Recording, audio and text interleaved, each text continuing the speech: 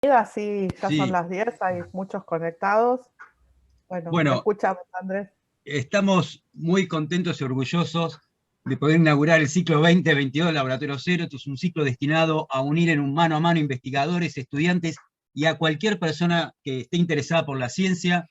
Nosotros, por un lado, queremos motivar el estudio de carrera científica por parte de los estudiantes, pero también comunicar el conocimiento científico que generamos a la sociedad que, bueno, que invierte los recursos en sostener la investigación científica. Nosotros lo sentimos como una especie de deber. El ciclo este comenzó hace 35 años por el Departamento de Física de la Comisión Nacional de Energía Atómica, al punto que muchos de nuestros actuales colegas estudiaron una carrera científica motivados por el Laboratorio Cero. Hoy contamos con el patrocinio y la ayuda del Instituto Sábato y la Universidad Favaloro, y también con el aporte, bueno, de los que dan las charlas, los muchísimos investigadores que prestan tiempo y esfuerzo, pero creo que ninguno de ellos se compara con el grado de compromiso que tiene acá el ingeniero Abel González. Abel, lo tengo que decir muy rápido porque me prohibió perder tiempo con esto, es académico pleno de la Academia Nacional de Ciencia de Buenos Aires, vicepresidente de la Comisión Internacional de Protección Radiológica, miembro de la Comisión de Seguridad del Organismo Internacional de Energía Atómica. Hace muy poco regresó de Fukushima, donde está controlando y atendiendo la instalación, y en 2 horas se tiene que ir al aeropuerto para viajar a Viena para una reunión del Comité Científico de las Naciones Unidas para el estudio de los efectos de las radiaciones atómicas. Pero nos dijo, la tarea de divulgación del Laboratorio Cero es tan importante como eso, entonces, bueno, no me alcanzarían las 2 horas para agradecer, así que por favor, Abel, adelante. Bueno, Andrés, infinitas gracias. Para mí es un gran honor estar con ustedes. Y vos sabés el gran respeto que tengo por el Laboratorio Cero, por todos los motivos que vos bien dijiste. Tengo que empezar realmente pidiendo disculpas, porque a mí me gustaría estar más tiempo, pero se dieron así los tiempos y voy a tener que salir corriendo realmente. Bueno, en primer lugar, quiero decirles por qué hablamos con Andrés. Generalmente en el Laboratorio Cero yo hago una raconto de los temas de radiación y protección contra las radiaciones, etcétera, bastante detallado.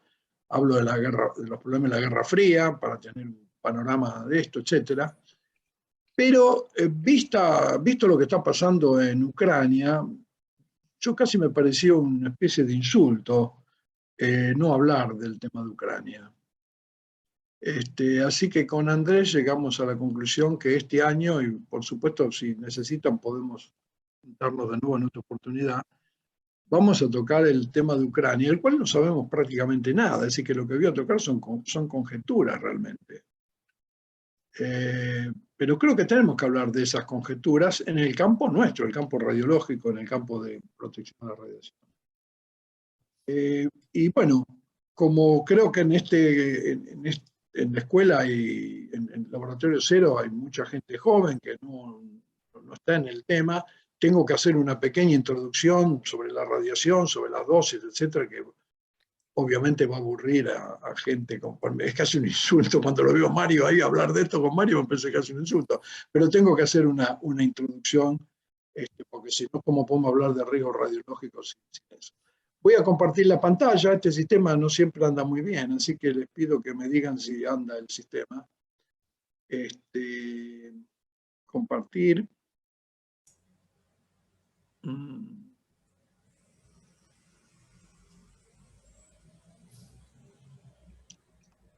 ¿Están viendo la pantalla?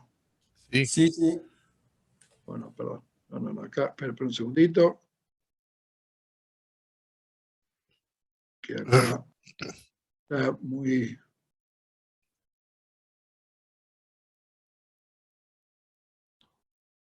¿Se ve bien? Sí. Bueno, Perfecto. vamos a hablar sobre estas conjeturas sobre el riesgo radiológico derivado del conflicto actual en Ucrania. ¿Pasó bien la diapositiva? Tengo primera parte, introducción. Sí. La introducción voy a decir algunos elementos necesarios para cuantificar el problema, para que sepan lo que hablamos. Así que pido disculpas a los que esto lo saben de memoria. La primera confusión que hay, sobre todo en la prensa, es confundir radiación y radioactividad. Para nosotros parece una estupidez esto, pero les puedo asegurar que esto es mucho más común de lo que ustedes quieren. ¿Qué queremos decir con la palabra radiación? Bueno, energía que se mueve, como depende cómo lo observamos, se comporta como una partícula o como una onda, y dependiendo de la frecuencia que tiene, esa onda, las partículas llevan distinta energía, y hay un espectro muy grande de radiación, que lo ven ahí, del espectro radioeléctrico, las microondas, el infrarrojo, los teléfonos celulares. Siempre nos preguntan, ¿y con los teléfonos celulares qué pasa? Pero nosotros acá nos vamos a ocupar solamente de una parte de esta radiación, la que está por encima de este valor aproximadamente, a partir del cual la radiación tiene suficiente energía como para ionizar los átomos. Como radiación ionizante, los primeros son los rayos X, después están los rayos gamma, y hay todo un montón de tipos de rayos. Los generadores de radiación ionizante, el más viejo y el más común, como ustedes saben, es un tubo de rayos X, que genera radiación, pero no radioactividad. ¿Qué queremos decir con la palabra radioactividad? Sencillo, un fenómeno físico que algunas sustancias presentan, consiste en la emisión de radiación procedente de la desintegración espontánea de un átomo. Cuando se desintegra el átomo, pasa a otro átomo, así que hay cadenas de desintegración radioactiva. La más conocida es la del uranio 238, que está en la naturaleza, y va cambiando con distintos periodos de desintegración a través de los años hasta llegar a un elemento estable, que es el plomo. De esta cadena nos interesan especialmente el radio y el radón, que están allí en el medio, marcados. El radio es realmente un elemento muy peligroso, con verdadera experiencia sobre sus peligros, y el radón también es un gas, y hay mucha experiencia en ambos. En el radio, en un generador de cáncer de huesos muy conocido, y en el radón, en un generador de cáncer de pulmón.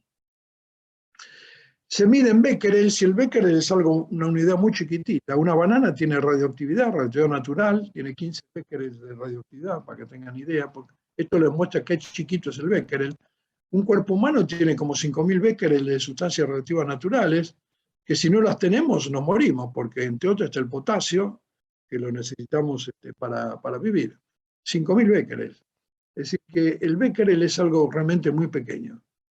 ¿Qué queremos decir con la palabra dosis? Bueno, cuando esta radiación llega al cuerpo, parte de su energía se absorbe, y a esa energía absorbida por unidad de masa la llamamos dosis absorbida.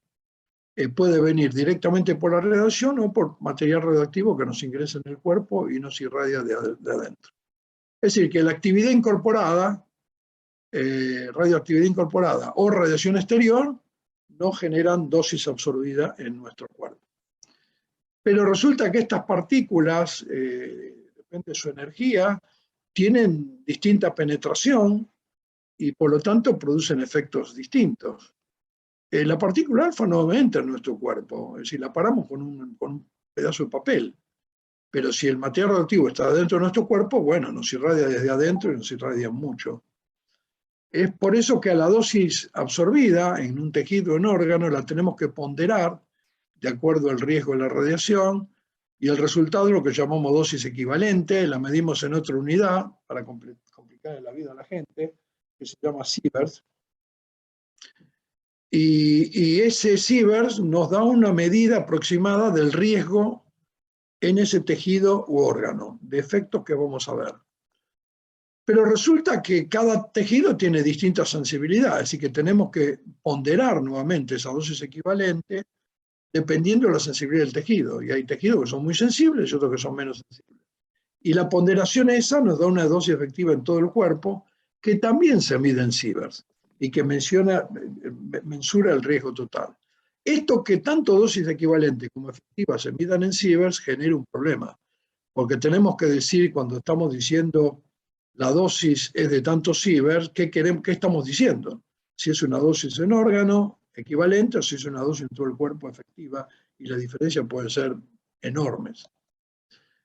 Digamos, el conjunto entero es actividad e influencia de radiación, dosis absorbida ponderada, dosis equivalente ponderada con el riesgo tisular, la dosis efectiva. Hay factores de conversión, de actividad y de influencia a estas dosis, están todos registrados en las normas internacionales. Así que el trabajo para todo esto está hecho, obviamente, no por cada individuo, está hecho por individuos estándar, lo que genera un cierto problema, como se puede imaginar. Para tener una idea, el Sievert es una unidad grande al revés del Becquerel, y usamos una milésima de milisievert habitualmente. Y para que tengan idea del orden, una radiografía da del orden del milisievert, una tomografía del orden de 10, un año de radiación natural, depende de donde vivan, pero vamos a ver esto entre 1 y 10 aproximadamente. Y cuando la radiación es muy alta, del orden de 1000, empieza a haber efectos muy severos, como estas quemaduras que pueden generar los tratamientos médicos, por ejemplo. La dosis natural es la más conocida, y entre ellas los rayos cósmicos. Los rayos cósmicos nos irradian, vienen, no se sabe bien de dónde siquiera, del espacio exterior, y la atmósfera los blinda, y depende de donde vivamos, recibimos una dosis muy grande, ¿no es cierto? Si vivimos a nivel de mar, como nosotros, es muy baja. Si vivimos en México o en La Paz, es mucho más alta. Si somos escaladores del Mont Blanc, es mucho más alta. Y si viajamos muchos en Jumbo, como suelo hacerlo yo, es mucho más alta. Es decir, de hecho, los tripulantes de aviones y los pilotos son los que están más expuestos a la radiación de los trabajadores del mundo, ¿no? Mucho más que los operadores de centrales nucleares. Y el radón, como les dije, es un gas que viene por la desintegración del uranio del suelo, depende del tipo de suelo, hay menos o más radón, acá en la Argentina hay muy poco, en Europa con suelo rocoso hay mucho, y se mete en las casas, se mete por el suelo, entra en las casas, y irradia a la gente en su domicilio, ¿no? Sobre todo si tienen ventanas buenas, como suele haber en Europa para que no entre el frío. En Argentina creo que aunque hubiera radón habría poco problema, porque las ventanas tienen todos unos chifletes impresionantes, pero es uno de los problemas más gordos la radiación de radón. Una dosis de la cual nos hemos olvidado es la que produjeron los que explotaron bombas nucleares. Fue bastante alta en los años 60, ya vamos a ver, nos afectó a nosotros también, y ahora ha bajado mucho porque hay mucho menos experimentos nucleares, salvo nuestro amigo Norcorea, que nadie explota. La distribución mundial de esta radiación, como ven, el radón en las casas es dominante, la cósmica, los pilotos es bastante importante, el suelo, los alimentos, el potasio tiene radiación natural, y las artificiales son bastante poco, el 30%, y dominada por la profesión médica. Ahí con círculos pueden ver más o menos el orden natural, la fuente natural es la que domina, y el radón dentro de la fuente natural es la que domina, y las fuentes artificiales la que domina, la radiología, las centrales nucleares realmente lo que exponen es muy, muy poco. ¿Qué efectos tiene esta radiación? Bueno, la radiación afecta directamente al ADN celular, ioniza los átomos y por lo tanto ioniza los átomos del ADN también. Es decir, que cuando una célula que tiene en su núcleo los cromosomas, que son concentraciones de ADN, de alguna manera, cuando la célula, ahí está el ADN, cuando la célula es irradiada, cuando el cuerpo es irradiado, la célula es irradiada, el núcleo es irradiado, y los cromosomas son irradiados, y el ADN es irradiado, y entonces puede producir lo que nosotros llamamos mutaciones. Una palabra que es bastante confusa, porque la gente cuando le hablamos de mutaciones siempre piensa en un marciano. Pero una mutación simplemente es una ionización que cambia algunos de los componentes del ADN. Eso es lo que llamamos mutación. Bueno, cuando una célula, la radiación interacciona con el núcleo, entonces lo que ocurre es o nada, si no pasa nada, la mayoría de las cosas, o ocurre una mutación del ADN. Estos son los efectos de la radiación en el hombre y en los animales también. Cuando ocurre una mutación, pueden ocurrir tres cosas: o que la mutación se repara, la célula tiene una maquinaria fabulosa para reparar mutaciones, y la célula queda como estaba, no pasa nada, que es lo que ocurre normalmente. O la célula, si está muy dañada, se suicida por un fenómeno que se llama apoptosis, y la célula se muere. Y como bueno, ven, si la célula se muere no pasa nada, hay otra célula que la reemplaza. Salvo que la radiación sea tan alta que se mueran muchísimas células. Entonces tenemos un problema, porque afecta al órgano directamente. O, y esto es uno de los problemas más complicados, la célula sobrevive, pero es una célula distinta, una célula mutada. Estos son los tres efectos. Cuando la célula no es viable y hay una muerte celular, les vuelvo a repetir, no pasa absolutamente nada, esa célula es reemplazada por otra, pero si mueren muchísimas células, entonces hay quemaduras, y si las quemaduras son muy grandes, las quemaduras pueden ser muy chiquitas, como aquí, pueden ser mayores, pueden ser mucho mayores, y si hay un órgano, afectan un órgano vital, la gente se muere. Y esto lo llamamos efectos determinísticos, porque determinan que ocurrirán después de una cierta dosis. La exposición accidental genera estos efectos, y la más común son los errores médicos, que son mucho más comunes de lo que creen, y que generan este tipo de quemaduras. Si van al Instituto del Quemado en Argentina, se van a sorprender de todos los casos que hay. Entre paréntesis, hay muy buenos radioterapeutas. La otra alternativa es que la célula sea viable, pero mutada, y si la célula está mutada, el proceso celular es alterado, y si es alterado, produce efectos que llamamos estocásticos, porque ocurren at random, estocásticamente. Los más comunes es la generación de cáncer, si la célula se transforma en una célula cancerosa, o efectos hereditables, si esto está ocurriendo en las células, en los espermas o los óvulos, o efectos antenatales, si esto está ocurriendo en un embrión. Estos son los efectos que hemos estudiado a fondo internacionalmente. La cancerogénesis está muy conocida, se conoce por el estudio que se hizo en Hiroshima y Nagasaki. Allí se vio que la población que sobrevivió, que fue muchísima, alrededor de 100.000 personas sobrevivieron al ataque de Hiroshima. Después de varios años, de unos pocos años, aumentó el caso de leucemias, y después de unos 10 años comenzó a aumentar los casos de cánceres sólidos.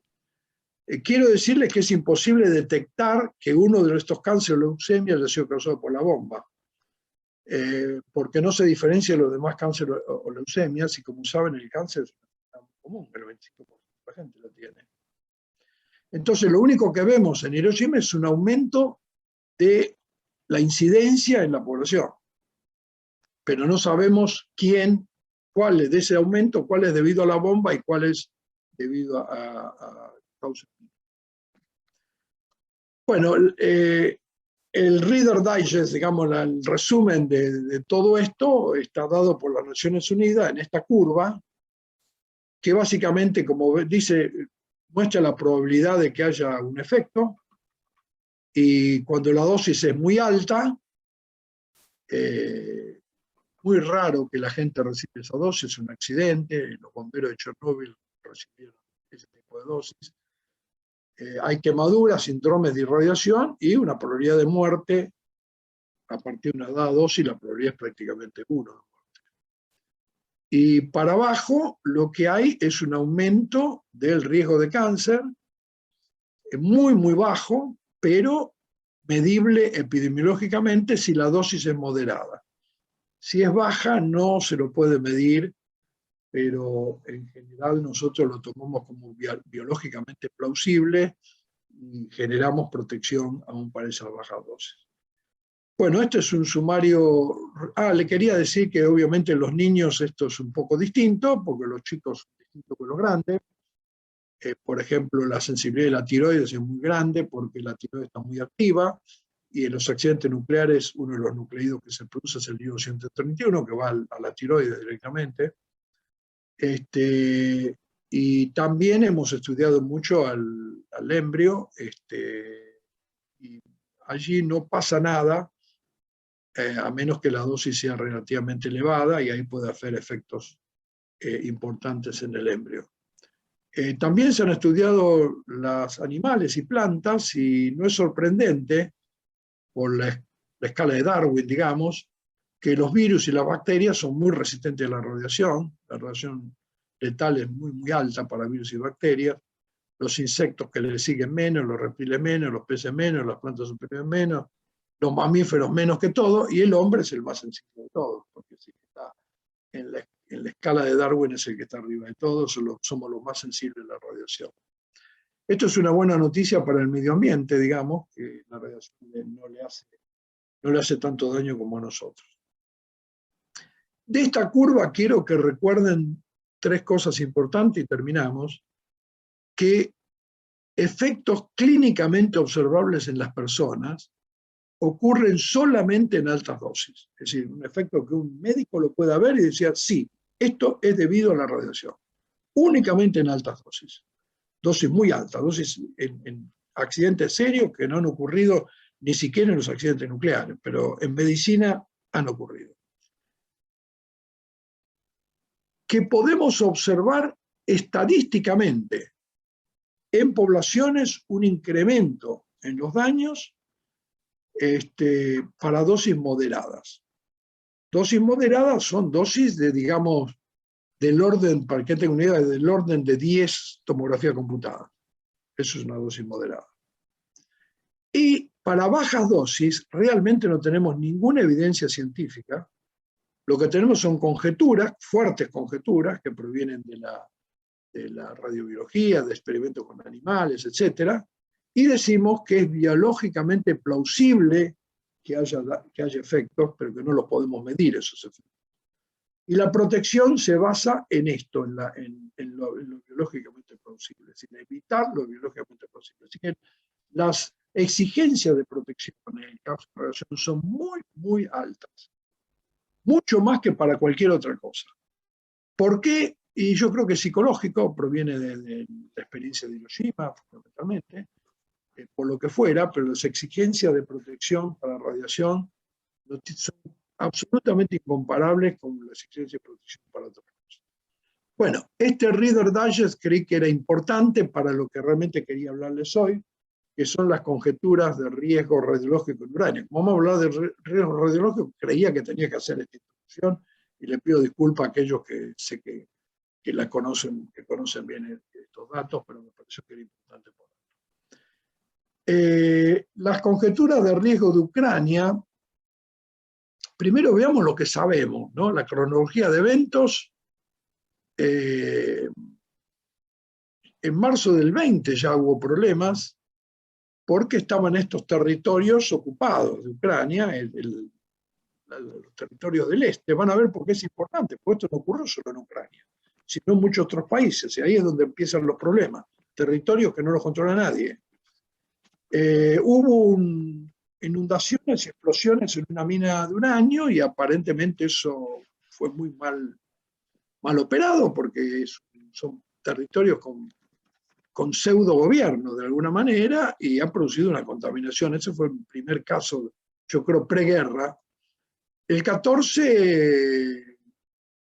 24 de febrero tomaron las tropas la zona de exclusión de Chernóbil. El 6 se bombardeó el Instituto de Ciencia de Kharkiv, que tiene una fuente de neutrones, una física crítica.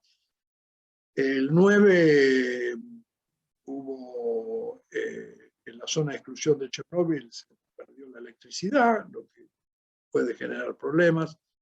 El 14 hubo un ataque a una central nuclear, la más grande de Europa, todo esto lo han visto ustedes todos, se cortó las líneas eléctricas, y hace muy poco se recuperó el control de la zona de exclusión de Chernóbil, todavía están viendo qué pasó. Esto es lo que sabemos, cosa rara. Ahora, ¿qué conjeturas podemos hacer sobre esto? Bueno, la primera conjetura que la prensa ha hecho es un accidente en una central nuclear causado por la violación de las condiciones de prevención de accidentes y de mitigación. Bueno, Yo les voy a decir, yo realmente creo que esto es poco probable, pero siempre hay un loco que puede hacer algo. Y lo creo porque si los rusos generan un accidente en esta central nuclear, los que se van a perjudicar son los rusos. Porque bueno, donde está la central nuclear, donde van los vientos, se va a contaminar Rusia. Y además la industria nuclear rusa, que es una de las más exitosas en el mundo, están vendiendo reactores por todos lados, se terminó para siempre si hay un accidente. Accidentes en otras instalaciones nucleares y radioactivas, como vimos, ya ha habido algunos, y puede haber otros, y hay un precedente en la Unión Soviética de accidentes muy importantes en instalaciones radioactivas. Instalaciones que han quedado algunas en Ucrania, de las cuales nadie habla. Un tema del cual nadie habla es el descontrol de fuentes de radiación que produce una guerra. Yo creo que es uno de los temas principales acá. Hay experiencia. Cuando se tomó Kabul, hubo ese descontrol en el pasado, cuando la primera vez que sacaron a los talibanes de Kabul, y un desastre con la fuente de radiación de los hospitales. Otro tema del cual nadie habla es el uso de munición de uranio. Yo no sé por qué no hablan de eso. Que en la guerra del Golfo fue un problema muy serio. Obviamente está la detonación de bomba nuclear, que yo no creo que ocurra, pero uno nunca puede decir esto no va a pasar. Y para mí uno de los temas más vitales es el quebrantamiento del sistema de no proliferación. Vamos a hablar. ¿Y por qué es vital desde el punto de vista radiológico? Porque realmente si esto pasa vamos a tener una corrida en el mundo que va a generar. Vamos a la conjetura 1, el accidente de una central nuclear. Bueno, Ucrania es un país nuclear en serio, ¿no es cierto? Tiene muchas centrales nucleares, 15 en total. Ahí las tienen distribuidas en el mapa.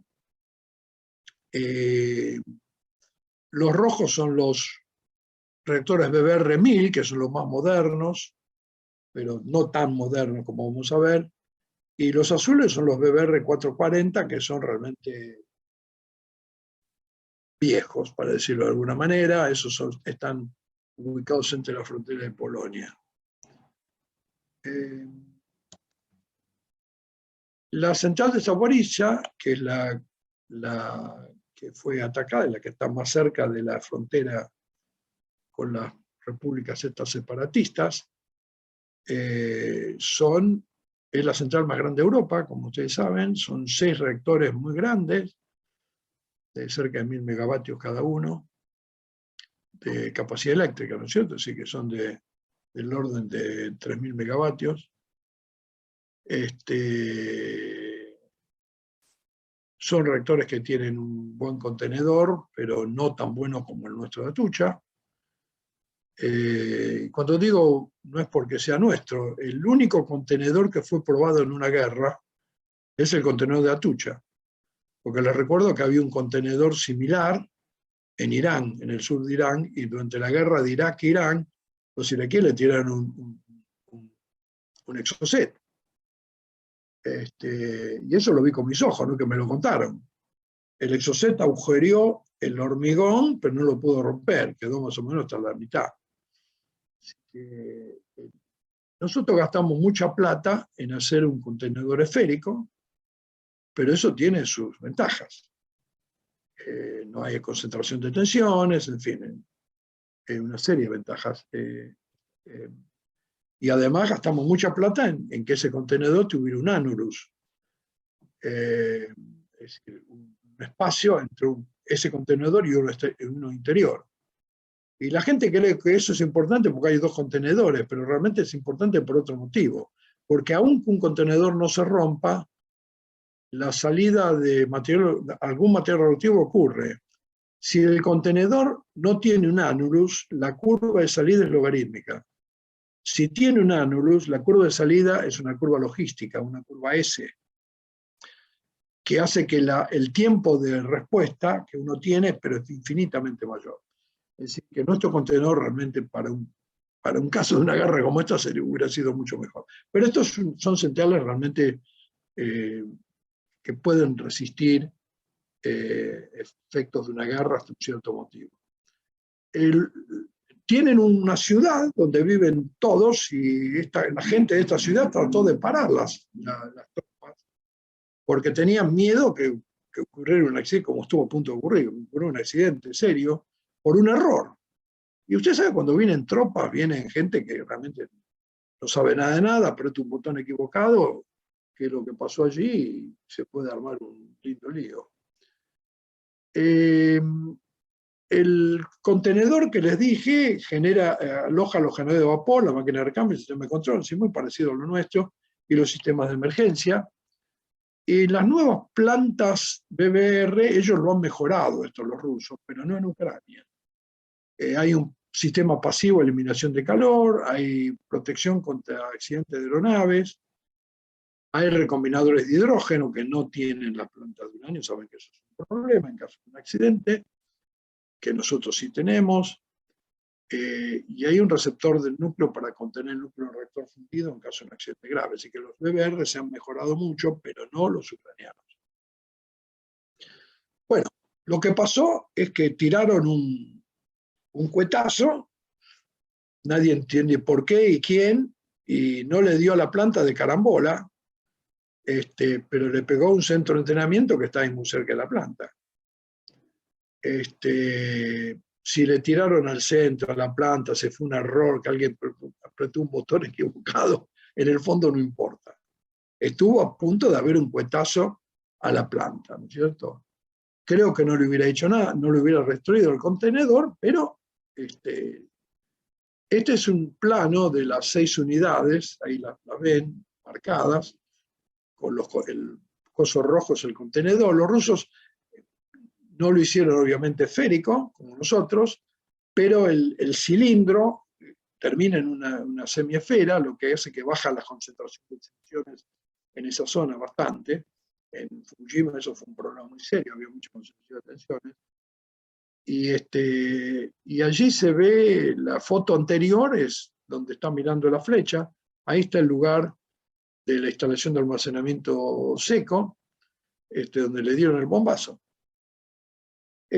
Bueno, ¿qué ocurriría si hubiera un accidente? Y bueno, una experiencia que tenemos de la zona es Chernobyl, ¿no es cierto?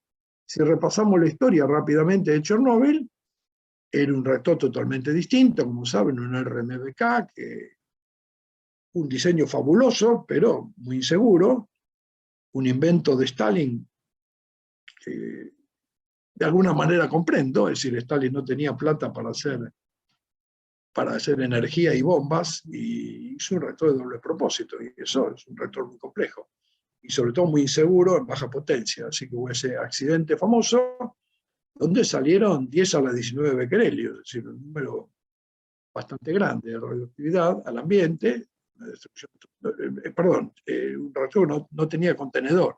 El Japón tenía un contenedor malo, pero acá no había ningún contenedor, absolutamente ninguno, así que salió todo al ambiente. Y la meteorología es muy caprichosa, primero fue para el norte, después para el sur, fue para el norte y por suerte, porque lo midieron los suecos, si no ni nos hubiéramos enterado del accidente. Después fue para el sur, pasó por Austria, contaminó el Salzkammergut, después fue para el este. Esta es la nube de contaminación de Chernóbil, y pueden pensar que un accidente ahí en Ucrania daría algo bastante parecido, y como ven, lo que produciría fundamentalmente es una contaminación de Rusia, y eso los rusos lo saben bien. Este es el mapa de contaminación de Chernóbil, y la radioactividad llegó como 1000 millas, es decir, 2000 kilómetros, hasta Tula, que es ya bastante cerca de Moscú. La precipitación es muy caprichosa, porque depende, llovió o no llovió. Hay lugares que en Kiev, que está ahí al lado de, como ven acá está Kiev, al lado de, muy cerca de Chernóbil, ahí está Kiev, muy cerca de Chernóbil, no hubo ninguna precipitación radioactiva, y Bielorrusia, acá al norte, sobre todo la zona de Gomel, fue el que se trajo la precipitación mayor, y Rusia también. Bueno, las centrales donde hay estos problemas, donde se tomó esto, están acá, en esta zona. Así que se puede imaginar la contaminación que habría de Rusia, si hay un accidente. Pero hubo en toda Europa, Austria se llevó una buena dosis. y el norte en Sweden. Es decir, la situación es muy azarosa, pero como ven, Rusia, si bien era una planta que estaba en Ucrania, en Chernóbil, Rusia fue uno de los más contaminados. Este es el mapa de Bielorrusia, que también recibió una buena dosis, pero no en Minsk. Y esto como fue variando con el tiempo. Y esto es Ucrania. Hubo bastante contaminación en el borde con Bielorrusia, pero muy poca aquí. Les recuerdo que Chernóbil estaba en el punto triple prácticamente entre Rusia, Bielorrusia y Ucrania. Y recuerdo cuando yo fui allí, yo trabajé mucho en esa zona, por eso me duele mucho ver estas películas que veo, ¿no? Las babuscas, son gente fabulosa, esos pueblitos muy parecidos a la provincia de Buenos Aires. Cuando yo fui allí, como buen argentino, para mí, bielorrusos, ucranianos y rusos eran todos más o menos lo mismo. Yo había tenido compañeros en la escuela primaria, eran para mí todo lo mismo.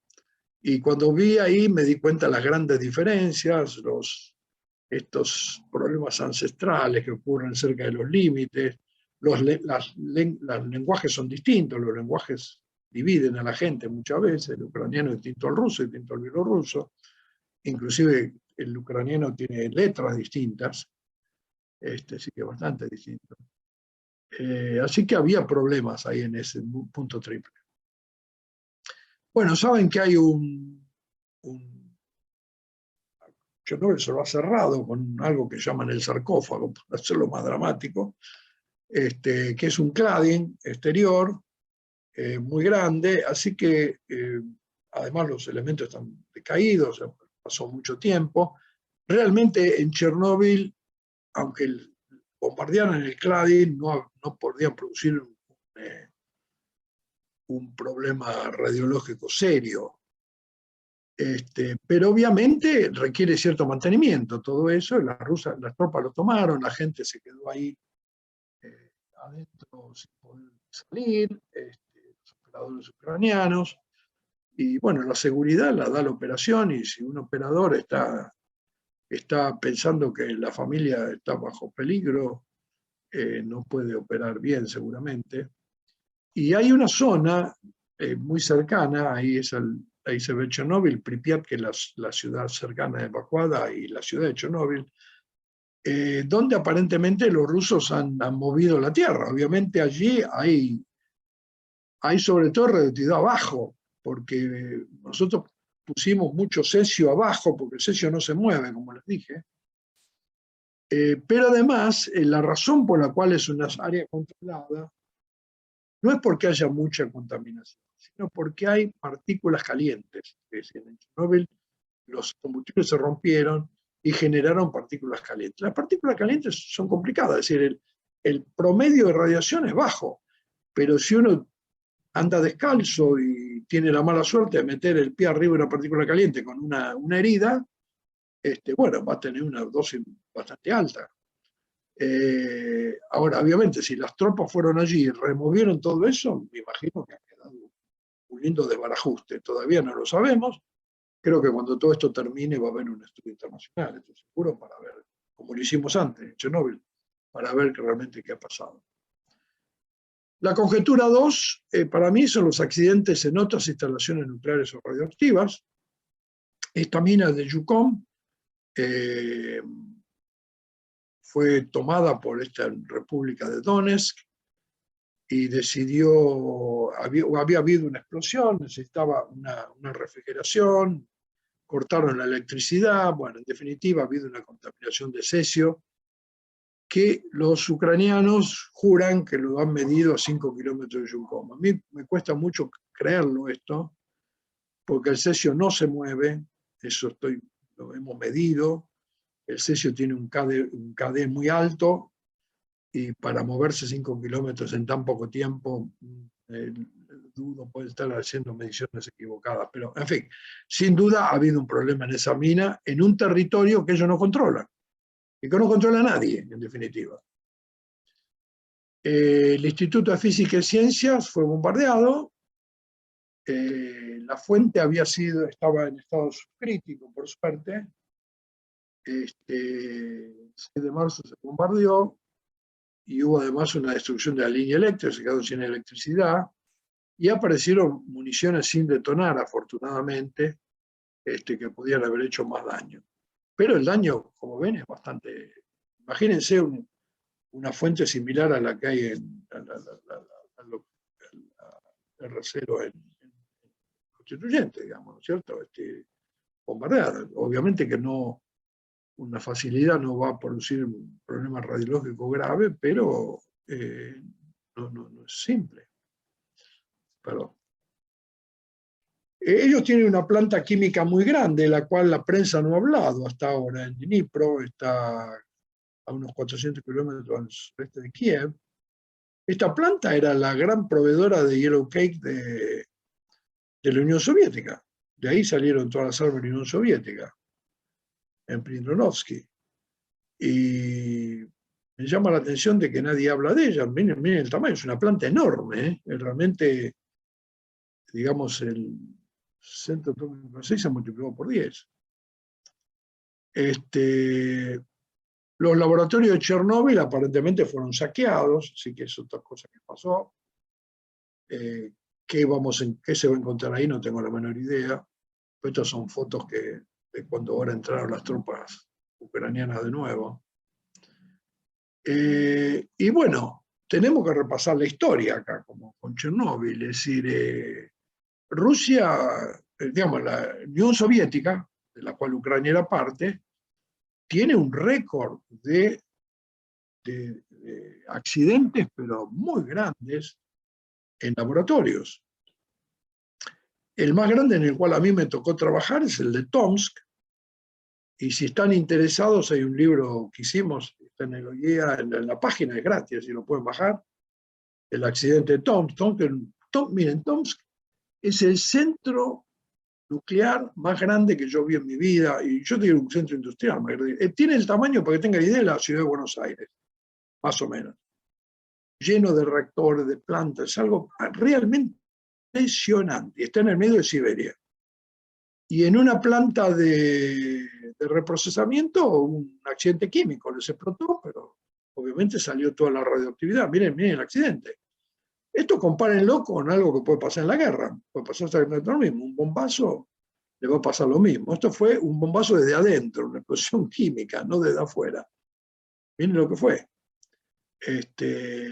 Y bueno, salió mucho plutonio. Este es el tamaño, para que tengan idea. Está relativamente cerca de la ciudad de Tomsk.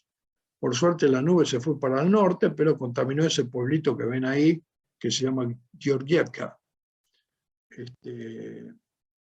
Esto está en el medio de Siberia, como ven, y para ahí fue la nube y contaminó Georgievka. Ya entiendo los datos. Pero, en fin, fue plutonio, ¿no es cierto? No fue broma. Y otro caso, y podría seguir, ¿no? Le quiero dar flashes de históricas, laboratorios de Mayak en Chelyabinsk. Chelyabinsk es una hermosísima ciudad que está del otro lado de los Urales, está ya en Asia, la bandera tiene un camello, para que tengan idea, pero que es bien europea, tiene una ópera fabulosa, realmente una ópera fabulosa.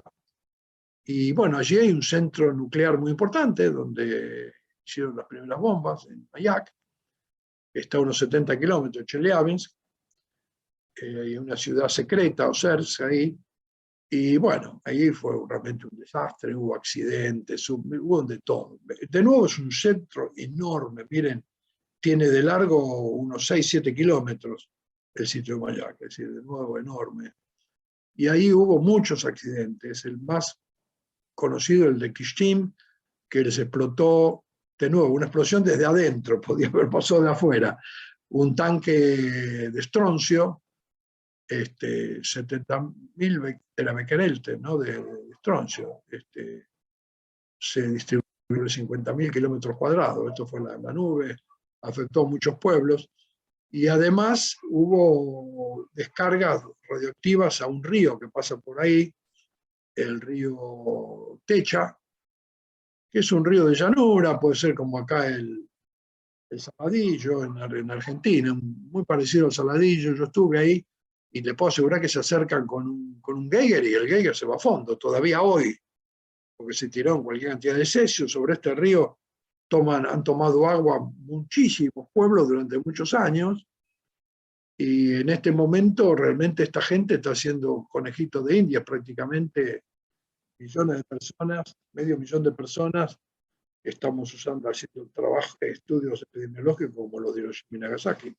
Es decir, que hay una historia en la Unión Soviética de estos laboratorios muy bajo controlados y con accidentes.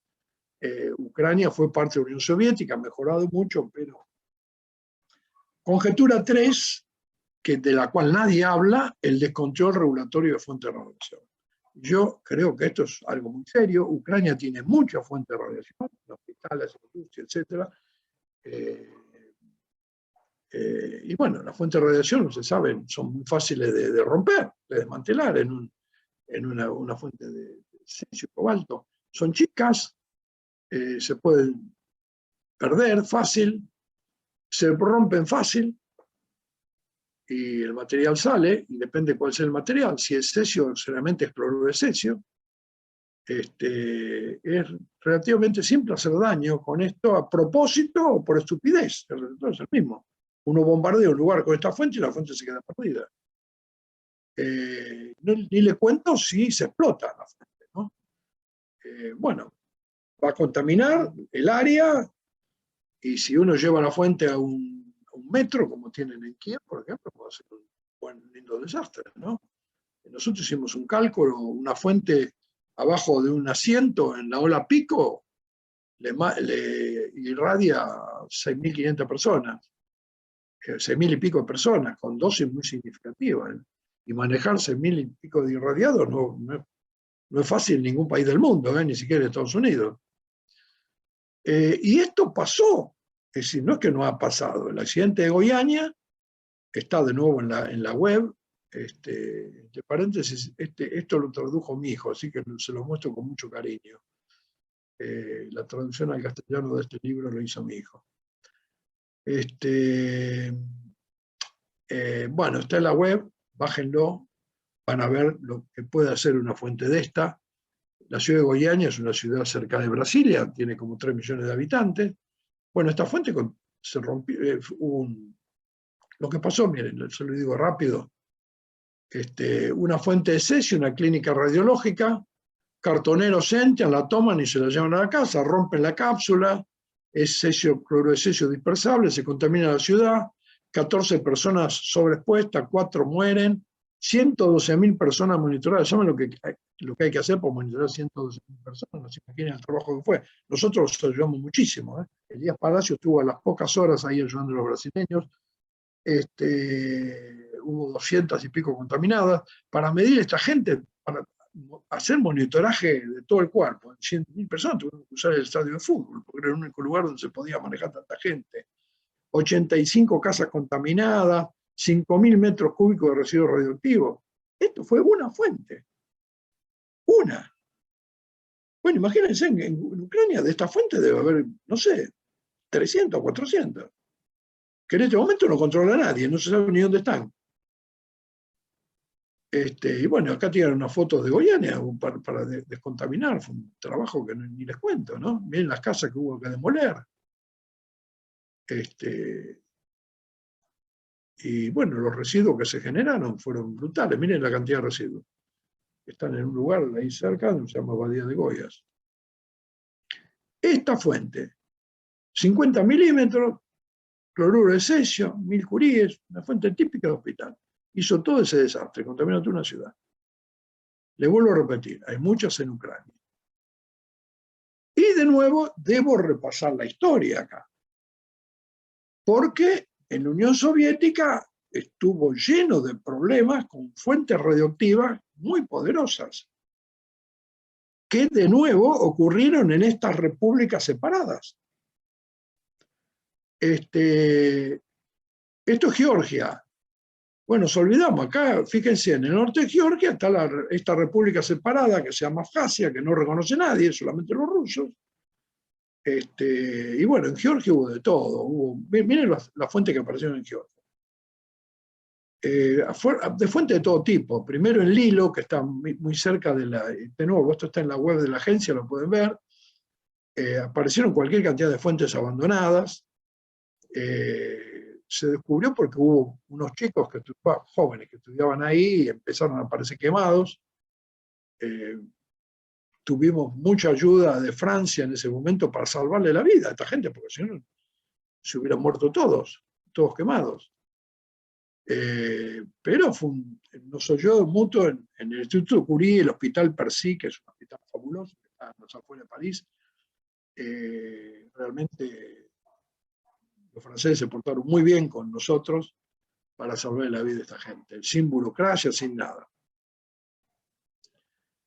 Después apareció en Kaishi otra emergencia, ahí descubrimos unas fuentes de lo que tenía la Unión Soviética, de 40.000 curie de estroncio. Esto es más de lo que salió de Chernóbil, cada fuente. Eran para producir energía, esto la generaron cuando a Reagan se le ocurrió lanzar la guerra de las galaxias, ¿se acuerdan? Y los rusos no tenían detectores, entonces armaron esta fuente por poner detectores todo alrededor de Rusia. Hicieron miles de estas fuentes, cada una con toda esa cantidad, y cuando cae la Unión Soviética, todo esto queda abandonado, la gente se roba los blindajes que eran de aluminio y queda la fuente tirada por todos lados. Y bueno, y una apareció en este río, el río Inguri, ahí que bajó de carambola, porque al fondo había un dique, y fíjense la marca del río, esa es la marca normal. El río bajó porque hubo que arreglar el dique, y ahí apareció esta fuente, tirada ahí, la habían tirado al río, estaba abajo. Y bueno, como ya había pasado lo del hilo, los georgianos estaban avisados, nos avisaron para recogerla. Y finalmente, aquí en el borde de Abjasia, de esta república separada con Georgia, en Lía, se llama Lía, este es el borde artificial, ¿no es cierto? Como estos bordes que se han pasado en Ucrania. Apareció una fuente también poderosísima, de este tipo, tiradas ahí. Yo tengo mi teoría, cómo llegó ahí, nunca se supo, pero esta es la región, para que tengan idea, ahí en Abjasia, no quedó perdida. Y había unos leñadores ahí, se quisieron calentar, porque las fuentes estaban calientes, hacía frío y se quemaron todos. Fue un desastre que ni les cuento. Quemaduras realmente importantísimas. De nuevo, si lo quieren ver, está en el web de la agencia, es un librito, y van a ver todo el operativo. No se imaginen lo que fue poner control de estas fuentes ahí, en el medio de todo eso. Bueno, a partir de estos descubrimientos, y después de muchos esfuerzos diplomáticos, aparecieron fuentes por todos lados. En Bielorrusia, en Tayikistán, en todos los de la ex Unión Soviética. En Tayikistán la encontramos perdida en un edificio, tiradas por ahí. En Armenia, Azerbaiyán, Kazajstán, Estonia, Letonia, Uzbekistán. Nunca vimos, yo no recuerdo que se hayan rescatado fuentes de Ucrania, pero no me acuerdo, la verdad. Podría ser. Y les revuelvo a recordar, hay un pedazo de Ucrania que no está bajo el control de Ucrania, es esta república de Donetsk. Y otro derivado histórico que también se asocia con estas repúblicas separadas fueron estas fuentes de cesio muy grandes montadas en camiones que lo usaban para resolver un problema histórico que tienen los rusos, que el complejo de que se queden sin comer viene de la época napoleónica, y usaban estas fuentes para en las cosechas irradiar los granos y evitar que germinaran. Se imagina que cuando se cae la Unión Soviética, la gente se roba los camiones y agarra la fuente que está arriba y las tira. Entonces aparecieron fuentes por todos lados, especialmente en las repúblicas separadas.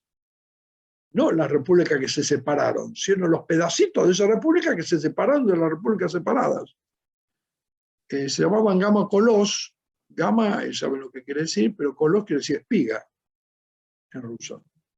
Bueno, esto aparecieron en Transnistria. Transnistria es otra de las, parecido a lo que pasa en Ucrania. Es decir, un pedazo de Moldavia que no responde a Moldavia y que es reconocido solamente por Rusia. Se llama Transnistria. Ahí hubo, no solo esto, sino hubo un accidente muy serio. Y para llegar fue un desastre que ni les cuento. Para llegar a controlar el accidente. Bueno, La conjetura 4, del cual nadie habla, es el uso de munición de uranio. Les recuerdo que después de la guerra del Golfo, el tungsteno fue reemplazado en las armas, en las balas, por el uranio empobrecido, porque es mucho más destructivo que el tungsteno. Yo no tengo evidencia de esto, no tengo evidencia, no lo he visto en ningún lado, pero estoy 90%, 95% seguro que se está usando este tipo de armas en este conflicto. Además, el uranio se empezó a usar como blindaje de los tanques. Estoy convencido que por lo menos los tanques más modernos ahí en esta... Entonces, cuando veo esos tanques rotos que vemos en la televisión, me imagino la cantidad de uranio empobrecido que debe haber por los alrededores. Y de nuevo, esto pasó. Estos son tanques rotos en la guerra del Golfo, y a pedido de Kuwait, nosotros hicimos un estudio, fíjense, había uranio empobrecido por todos lados. Hicimos este estudio, que de nuevo está en la web, lo pueden mirar. Kuwait, residuos de uranio empobrecido.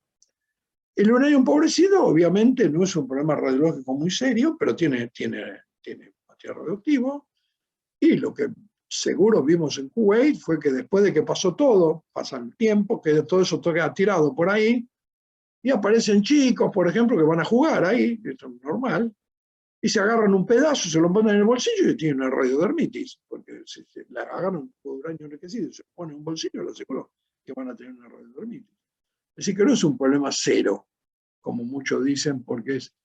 A mí me hacen reír porque dicen, che, pero el uranio empobrecido, el natural tiene más radioactividad. Claro, pero nadie agarra el uranio natural, lo junta y se lo lleva a la casa y lo tiene en la casa, ¿no es cierto? El estudio nosotros lo hicimos en Kuwait. Estas fueron las zonas, que fue cuando los tanques de Saddam Hussein se retiraban, se la dieron ahí con todo. Ahí es donde aparecieron Campos Doha, Al-Mutai y Al-Satá en Kuwait. Pasó también en Irak, pero nosotros no pudimos medirlo en Irak. Estas son las zonas de Irak donde hubo uranio empobrecido también. La conjetura 5 es la más conjetural.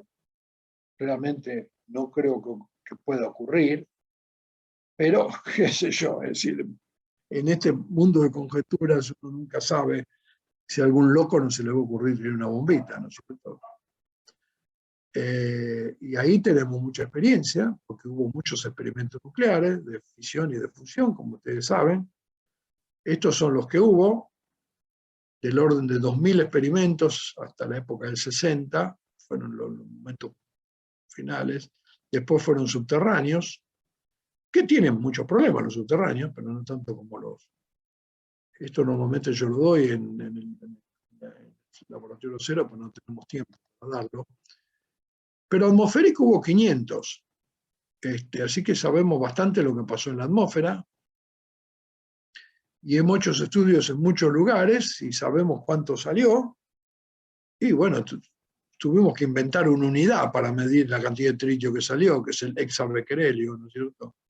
Porque fueron 240 hexabequerelios, nada menos. Es decir, fue mucho la radioactividad que salió de estos test atmosféricos. Y obviamente la que va a salir,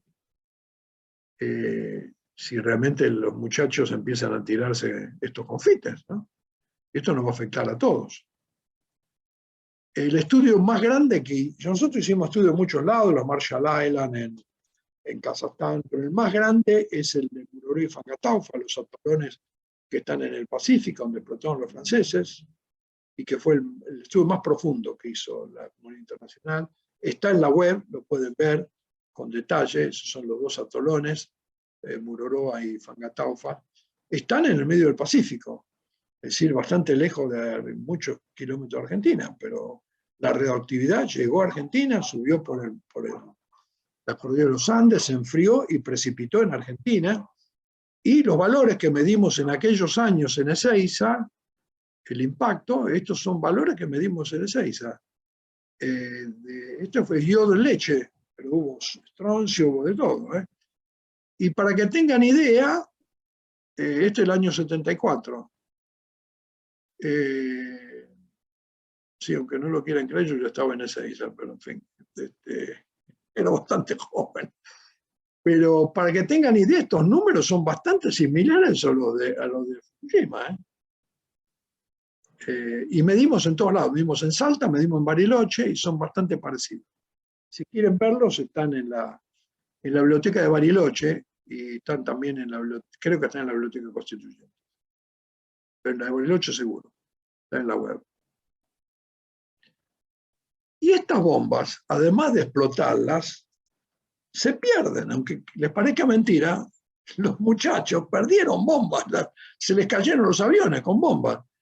Le voy a mencionar 2 casos en los que estuvimos nosotros involucrados, pero ha habido muchos más, muchos que ni se conocen. Uno fue el B-52 que se cayó en Palomares, en España. Y bueno, venía con bombas, por suerte las bombas no explotaron, hay unos sistemas de seguridad, pero se desparramó todo el plutonio y el material radioactivo de las bombas, ¿no es cierto? Y además una se les cayó en el mar, otras en Palomares, cerca de Garrucha, y bueno, vino gente para levantar, hubo que rascar ahí toda la contaminación que había, para que tengan idea. Miren, estos son los tambores de contaminación. España le obligó a Estados Unidos que se los llevara toda. Supongo que la habrán mandado a la isla Johnson, que tienen ahí en el Pacífico, donde tiran todas estas cosas. Y recuperaron la bomba del mar, por suerte, si no había quedado en el mar. Y después hubo otro accidente similar en Thule, en Groenlandia, donde también participamos. Thule, por suerte, está bien en el norte, está aquí en la punta de Groenlandia, así que de nuevo no es un problema serio, pero contaminaron todo el hielo ahí. Y termino con la conjetura que yo creo que es más cierta y para mí más seria. Conjetura de futuro, lo que puede pasar en el futuro. Yo creo que lo que ha pasado ha quebrantado el sistema internacional de no proliferación. De nuevo, en Argentina estamos muy involucrados porque, como creo que saben, hay una reunión del Tratado de no proliferación ahora, creo que es en agosto, y la preside Argentina. Así que vamos a estar metidos hasta el cuadril allí porque obviamente el sistema se ha quebrado. Y se ha quebrado porque les recuerdo que Ucrania tenía más bombas nucleares que Francia, Inglaterra y China juntos.